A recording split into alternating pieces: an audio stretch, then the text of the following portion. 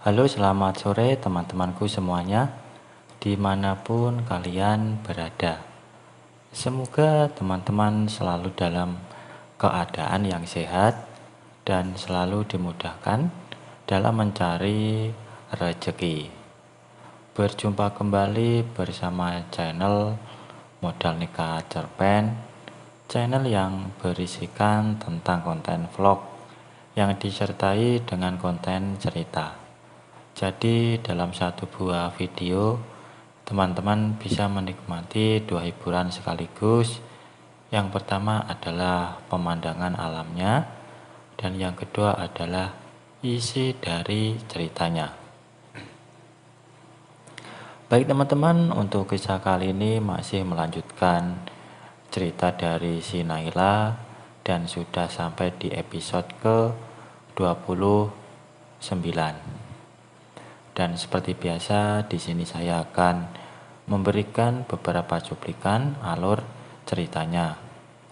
Jika teman-teman merasa terganggu dengan adanya suara yang saya berikan, silakan dimatikan atau dikecilkan tombol volumenya. Beberapa menit kemudian, sekitar pukul 3 lebih sedikit, akhirnya Naila pun sampai di rumahnya. Setelah mematikan mesin motor, lalu melepas helm untuk membawanya masuk ke dalam rumahnya. Baru saja ia berjalan mendekati pintu masuk, sesuai dugaan ada sesosok pria yang sudah berdiri menantinya.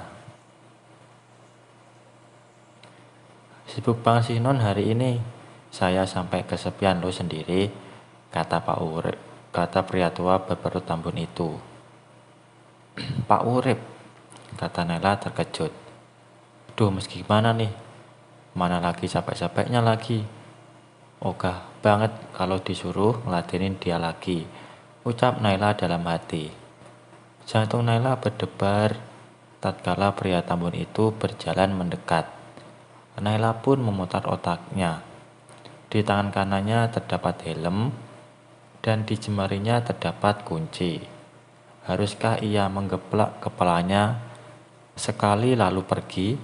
Bukan, itu bukan solusi yang terbaik. Ia lalu berpikir lagi. Haruskah ia berlari keluar lalu berteriak meminta pertolongan? Sepertinya bukan, karena ia sudah tidak memiliki tenaga lagi. Kakinya lemas karena sudah disenangkan sejak pagi, lalu siangnya diajak jalan-jalan oleh Andri. Lagi pula, toh andai diminta meladeni lagi, ia tak mempermasalahkan. Ia hanya lemas dan ingin beristirahat saja.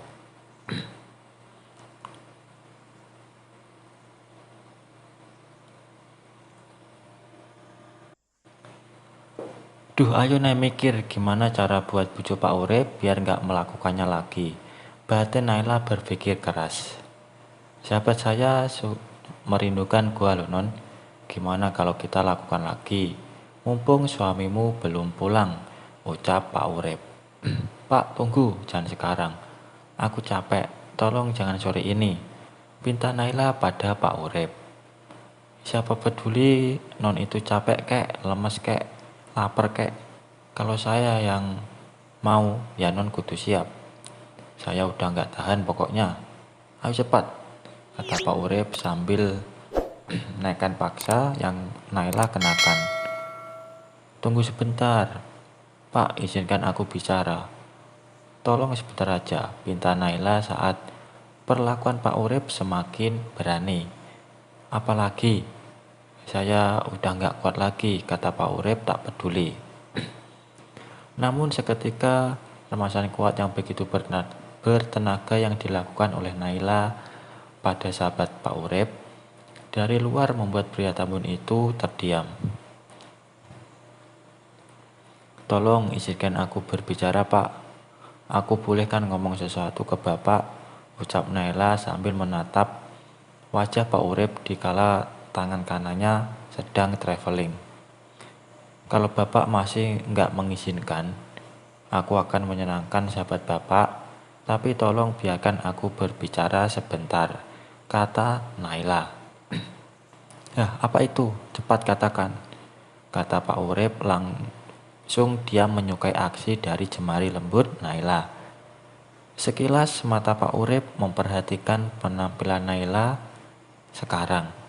Pak Urip langsung berambisi pada pandangan pertama. Penampilan Naila yang sungguh indah, bak bulan purnama, dari atas ke bawah. Ia tak menemukan adanya celah yang merusak keindahan penampilan Naila. Perpaduan antara hijab dan masker berwarna putih yang menghiasi kepalanya juga perpaduan antara kaos panjang berwarna hitam serta kemeja kotak-kotak juga celana putih panjang yang menutupi kaki jenjangnya. Belum lagi dengan tatapannya saat memandangi dirinya. Belum lagi dengan gerakan tangan gemulainya. Pak Urip langsung bengong tak percaya.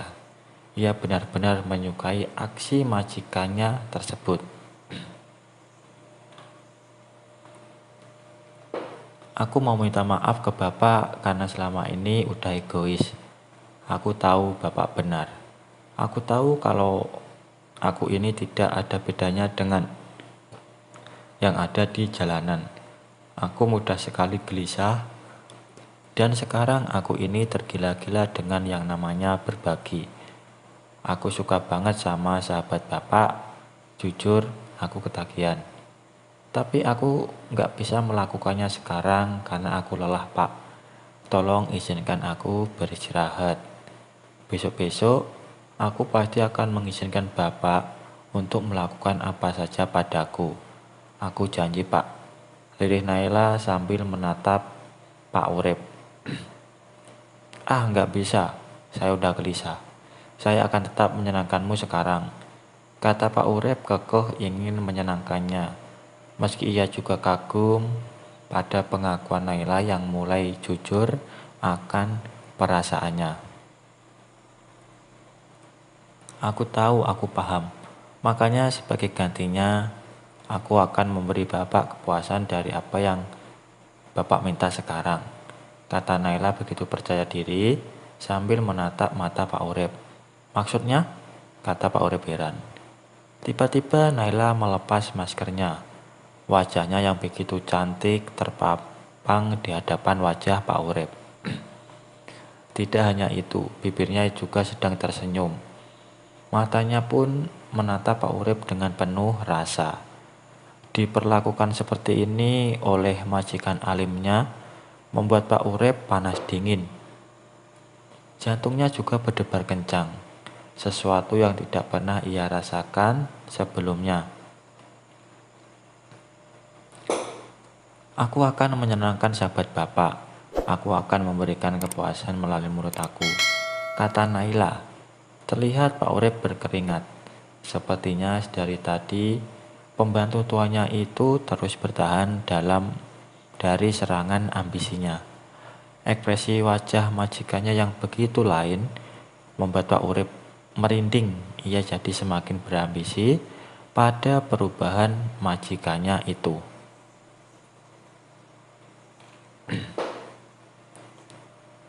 Pak Urip terpana saat melihat majikannya saat berdiri di hadapannya. Dari sudut pandangannya, ia dapat melihat sahabat raksasanya berada tepat di hadapan wajah majikannya yang seolah sedang menantangnya. Godaan yang Naila berikan saat di awal tadi, serta aksinya itu yang justru semakin membangkitkan ambisi Pak Urip. Pak Urip tak kuat, Pak Urip tak sanggup bertahan. Akhirnya dengan satu kegiatan yang kuat, Pak Urip mulai menaruh madu murni pada Naila. Baik teman-teman, mungkin untuk cuplikan ceritanya saya akhiri sampai di sini ya. Kalau untuk lebih jelasnya silahkan teman-teman simak ceritanya sampai selesai supaya tidak ketinggalan sama alur ceritanya. Kalau ada salah pengucapan maupun penulisan, saya minta maaf yang sebesar-besarnya.